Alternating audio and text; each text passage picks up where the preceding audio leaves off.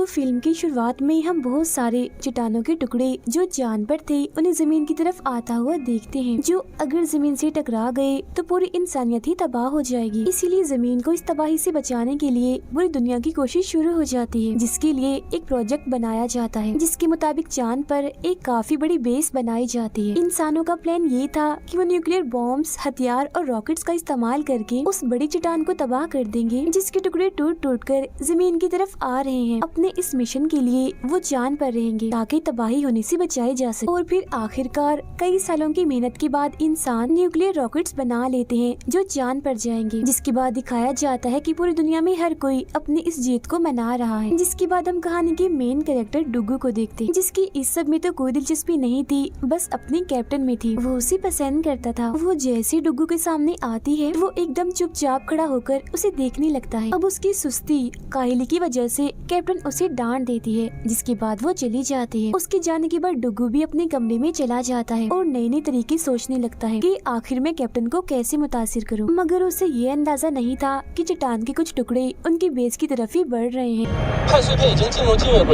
और उन लोगों के पास यहाँ बेस से निकलने का टाइम 30 मिनट से भी कम था। कैप्टन को फिर जैसे ही इस बात का पता चलता है तो वो सभी को ये जगह छोड़ने का कहती है, जिसके बाद सभी लोग वहाँ से भागने लगते हैं सिवाय डुगू के, क्योंकि वो तो अपने ख्यालों में खोया हुआ था। कुछ ही देर में सभी वर्कर्स बेस को छोड़कर रॉकेट्स की तरफ जाने लगते हैं, जिनमें बैठकर वो चांद से दूर जाने वाले थे। उधर जब डुगू स्क्रीन पर वार्निंग यानी चेतावनी का मैसेज देखता है तो समझ जाता है कि जरूर कोई गड़बड़ है। साथ ही वहाँ भगदड़ भी मची हुई थी, इसलिए सारी सूरत हाल समझते ही वो भी वहाँ से बाहर भागने लगता है ताकि अपने साथियों तक पहुँच सके। लेकिन वो देखता है कि सारे रॉकेट्स तो पहले ही उड़ गए हैं सिवाय एक के, जिसकी पायलट उनकी वो कैप्टन ही थी। तब डुगू गाड़ी काफी तेज चलाकर उस रॉकेट की तरफ जाने लगता है, जहाँ वो एक काफी बड़ी चोटी पर से होता हुआ हवा में उड़ने लगता है, लेकिन वो उसे पार नहीं कर पाता और एक जगह से टकरा जाता है। अब क्योंकि चट्टानों के टुकड़े काफी तेजी से उनकी तरफ बढ़ रहे थे, इसीलिए कैप्टन भी अपना रॉकेट उड़ाने पर मजबूर हो जाती है। और फिर जब डुगू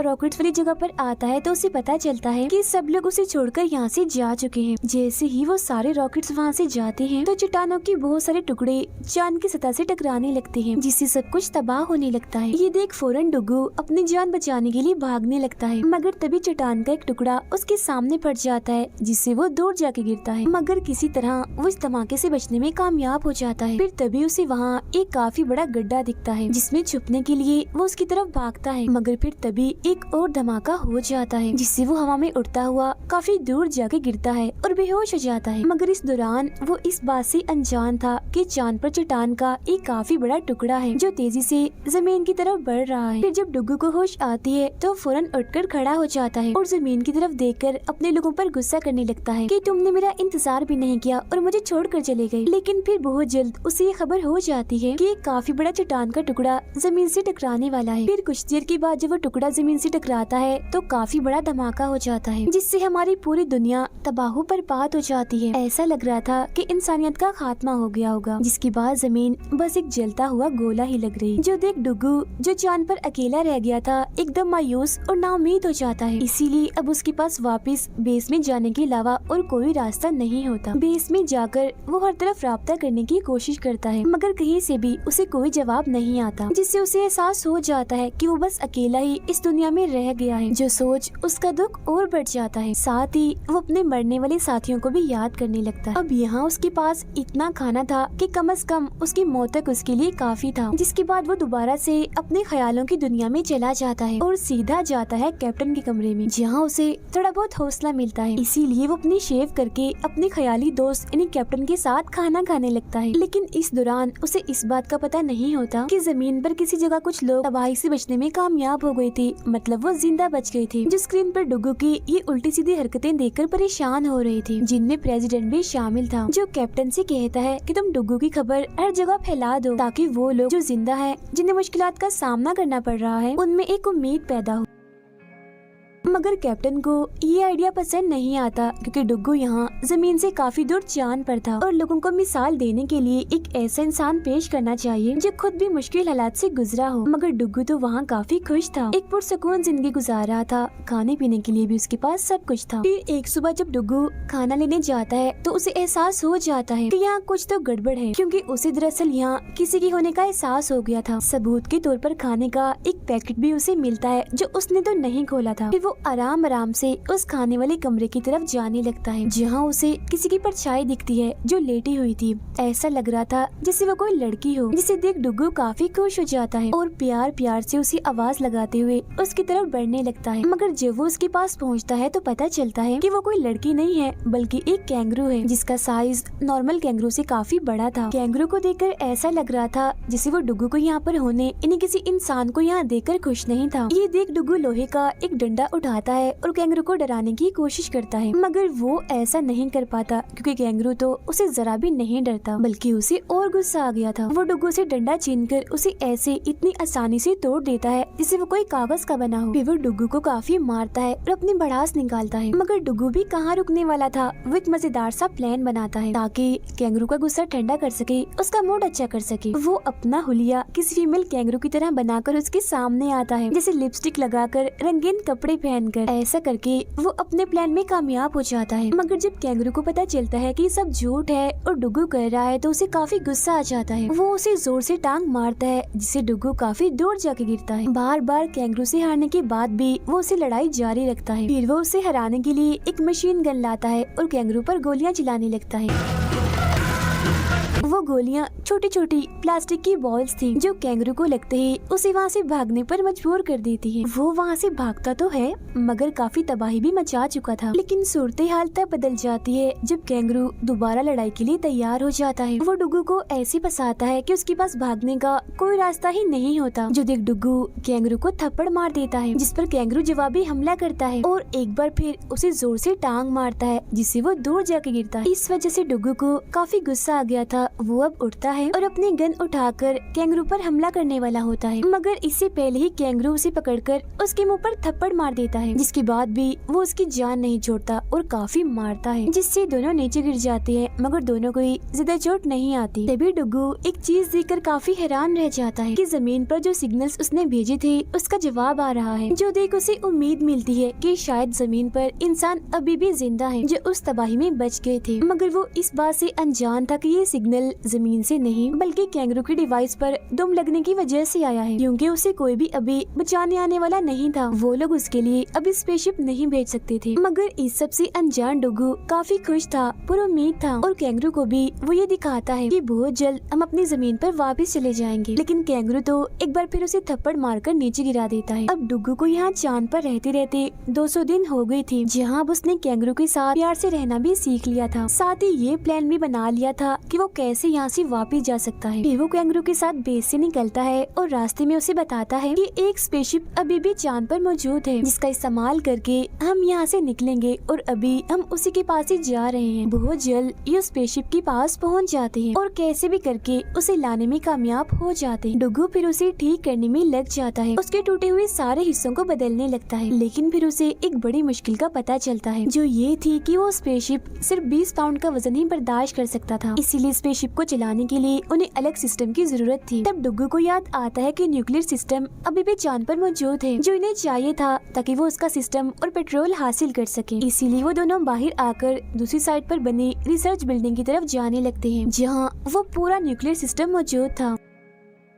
जमीन पर मौजूद लोग भी डुग्गू का न्यूक्लियर सिस्टम वाला प्लान देख पा रहे थे, मगर वो नहीं चाहते थे कि वो ऐसा करे। तभी हमें पता चलता है कि डुग्गू की गाड़ी सिर्फ सूरज की रोशनी से ही चल सकती थी, मगर सूरज की रोशनी सिर्फ 14 दिन तक ही चांद पर रहती थी और ये वही दिन थे जब सूरज चांद पर मौजूद था, इसीलिए तो उसकी गाड़ी चल पा रही थी। मगर सूरज अब सिर्फ इतने वक्त के लिए ही वहाँ था कि उसकी गाड़ी बस 6 किलोमीटर ही चल सकती थी, मगर क्योंकि वो रिसर्च बिल्डिंग 8 किलोमीटर दूर थी तो रास्ते में डुग्गू फंस भी सकता था और सर्दी की वजह से उसकी मौत भी हो सकती थी, इसीलिए वो बड़ी तेजी से उस तरफ जा रहा था। ऐसा लग रहा था जैसे वो सूरज के साथ रेस लगा रहा हो, मुकाबला कर रहा हो। और इस सब के दौरान वो सिर्फ 4 घंटे ही सोता था, जहाँ कैंगरू उसे टाइम पर जगाने में उसकी मदद करता था। मगर इस मुश्किलात की वजह से वो अक्सर ख्यालों की दुनिया में पहुँच जाया करता था। ऐसे एक दिन जब कैंगरू उसे ख्यालों से बाहर निकालता है तो वो चिल्लाता हुआ अपने ख्याल से बाहर आता है। देखता है कि हकीकत जो उसके सामने है वो तो ख्याल से भी ज्यादा डरावनी है, क्योंकि वो एक खाई में गिरते पड़ते सतह पर आते हैं और फिर आखिरकार कई दिनों का खतरनाक सफर तय करने के बाद उस रिसर्च बिल्डिंग में पहुंच जाते हैं, यानी जहाँ न्यूक्लियर हथियार और सिस्टम मौजूद था। वो दोनों जल्दी से बिल्डिंग के अंदर जाकर बड़े ध्यान से आगे बढ़ते हैं। जल्द ही डुगू को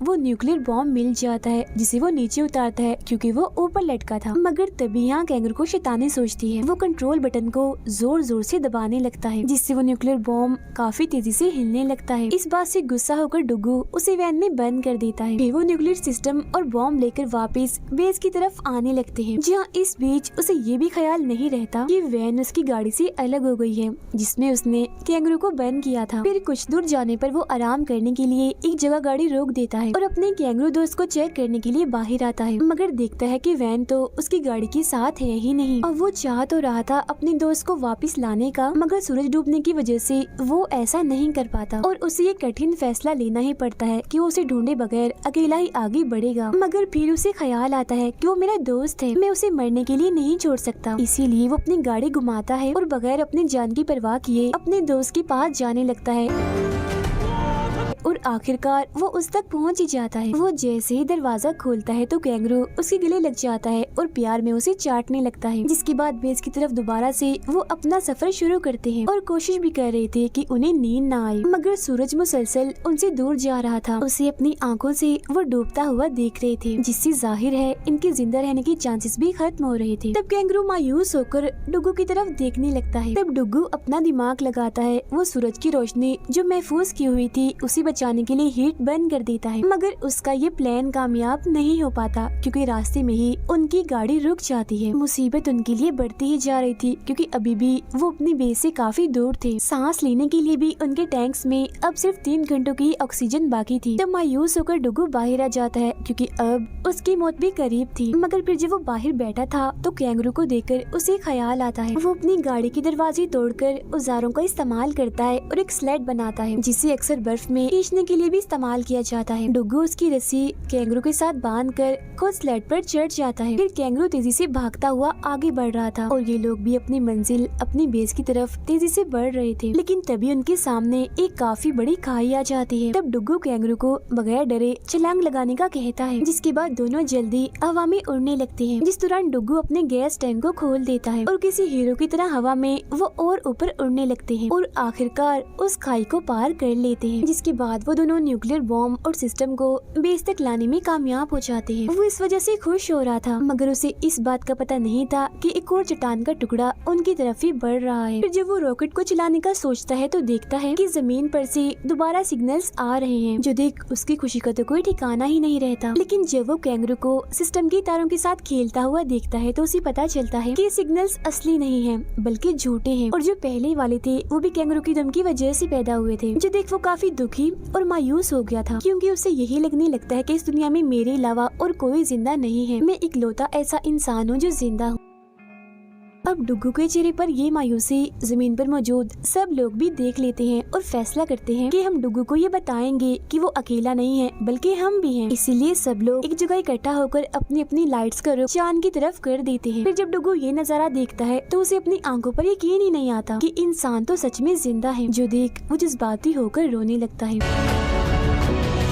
वो अपने सिस्टम को ठीक करता है जिससे अब वो जमीन पर अपने साथियों और दोस्तों को देख पा रहा था, जिनमें उनकी कैप्टन भी शामिल थी जिसे वो पसंद करता था। इसके बाद सब लोग मिलकर काम करने लगते हैं ताकि वो स्पेसशिप को दोबारा से बना सके और डुगू को वापस ला सके, जहाँ बहुत जल्द वो अपने इस प्लान में कामयाब हो भी जाते हैं। इन स्पेसशिप वो बना लेते हैं। उधर वो दोनों भी जमीन पर जाने के लिए तैयार थे। वो यहाँ से निकलने की तैयारी करते हैं, मगर उन्हें पता नहीं था कि चट्टान का एक और टुकड़ा जमीन की तरफ बढ़ रहा है। पर इसके बाद डुगू अपने रॉकेट की तरफ बढ़ता है, जो देख सभी लोग काफी खुश हो जाते हैं और जश्न मनाने लगते हैं। इसी दौरान डुगू अपने रॉकेट को उस स्पेसशिप के साथ जोड़ने में भी कामयाब हो जाता है, जो जमीन वालों ने भेजा था। मगर जैसे ही वो उसे उड़ाने लगता है तो कैप्टन को एक बुरी खबर मिलती है कि एक दूसरा चट्टान का टुकड़ा जमीन की तरफ बढ़ रहा है, क्योंकि वो जो बड़ी चट्टान थी ये उसका काफी बड़ा हिस्सा था जो उससे अलग हो गया था और जमीन की तरफ बढ़ रहा था। ये जानकर लोगों को एहसास होता है कि इस वक्त अगर कोई हमें बचा सकता है तो वो डुगू है, क्योंकि उसके पास न्यूक्लियर बॉम्ब मौजूद है। मगर इसका मतलब डुगू की मौत थी, क्योंकि जमीन वालों को बचाने के लिए उसे खुद की कुर्बानी देनी पड़नी। इस मिशन के बारे में जब कैप्टन डुगू को बताती है तो फौरन ही मान जाता है, ये जानते हुए भी कि मुझे खुद को कुर्बान करना है। डुगू फिर एक छोटी स्पेसशिप में कैंगरू को छोड़कर उसे गुड बाय करता है, उसका शुक्रिया अदा करता है कि तुमने इतने कठिन वक्त में मेरा साथ दिया, तुम मेरे बहुत अच्छे दोस्त हो। जिसके बाद वो बटन दबाता है और कैंगरू को जमीन की तरफ भेज देता है। मगर वो उसे देखकर रोने लगता है, क्योंकि उसे पता था कि मैं आखिरी बार अपने दोस्त को देख रहा हूँ, अब के बाद हम कभी नहीं मिलेंगे। दोनों एक दूसरे को देखकर काफी जज्बाती हो रही थी और ये काफी दुखी सीन था। मगर क्योंकि दुनिया को बचाने का सबसे बड़ा मिशन उसने पूरा करना था, इसीलिए वो उस चट्टान की तरफ बढ़ने लगता है जो इस सारी मुसीबत की जड़ थी। मगर तभी वो चट्टान के छोटे छोटे टुकड़ों के तूफान में फंस जाता है और कैसे भी करके उनके बीच से गुजरने लगता है और बच बचकर आगे बढ़ रहा था। मगर तभी चट्टान का एक टुकड़ा उसकी शिप से आके टकरा जाता है, जिससे वो बेकाबू हो जाता है। वो कंट्रोल से बाहर होता जा रहा था, जिसे डुगू कंट्रोल में करने की कोशिश भी कर रहा था। वो एक दरवाजा तोड़ देता है, जिससे थोड़ा बहुत शिप कंट्रोल में आ गया था। जब वो शिप को चेक करने जाता है तो पता चलता है कि इंजन पूरी तरह से तबाह हो चुका है। तो अब डुगू ये फैसला करता है कि मैं ऐसे ही न्यूक्लियर बॉम्ब को उस चट्टान तक ले जाऊंगा, मतलब कि खींचकर, जिसका मतलब साफ था कुर्बानी, मौत। मगर क्योंकि उसने दुनिया को बचाना था तो अपनी जान की परवाह किए बगैर वो बाहर आता है, बॉम्ब को धकेलता हुआ उस बड़ी चट्टान की तरफ बढ़ने लगता है। बगैर किसी डर खौफ के वो लगातार आगे बढ़ते ही जा रहा था, जिस दौरान उसके सूट का भी बुरा हाल हो गया था। और अब आखिरकार वो उस चट्टान तक पहुँच ही जाता है। अपने आखिरी वक्त में भी वो कैप्टन के बारे में ही सोच रहा था, जिसकी फौरन ही बाद डुगू समेत वहाँ एक काफी बड़ा धमाका होता है और वो चट्टान पूरी तरह से तबाह बर्बाद हो जाती है, जिससे जाहिर है डुगू की भी मौत हो जाती है। इसके बाद हम देखते हैं कि जमीन के सारे लोग बाहर आकर आसमान की तरफ देखने लगते और डुगू के हौसले और कुर्बानी को याद करके उसकी तारीफ करने लगते हैं। वो उसे हीरो कह रहे थे, क्योंकि उसने खुद को कुर्बान करके इंसानियत को बचा लिया था। फिर कई सालों के बाद इंसान जमीन को पहले की तरह ही आबाद कर लेते हैं, जहाँ कैंगरू को भी साफ सुथरे माहौल में अपना घर दोबारा मिल जाता है। कैप्टन और उनकी टीम को भी दोबारा चांद पर भेजा जा रहा था, ताकि जमीन की हिफाजत करने के लिए वो अपना काम जारी रख सके। और इसी के साथ ही कहानी इधर ही खत्म हो जाती।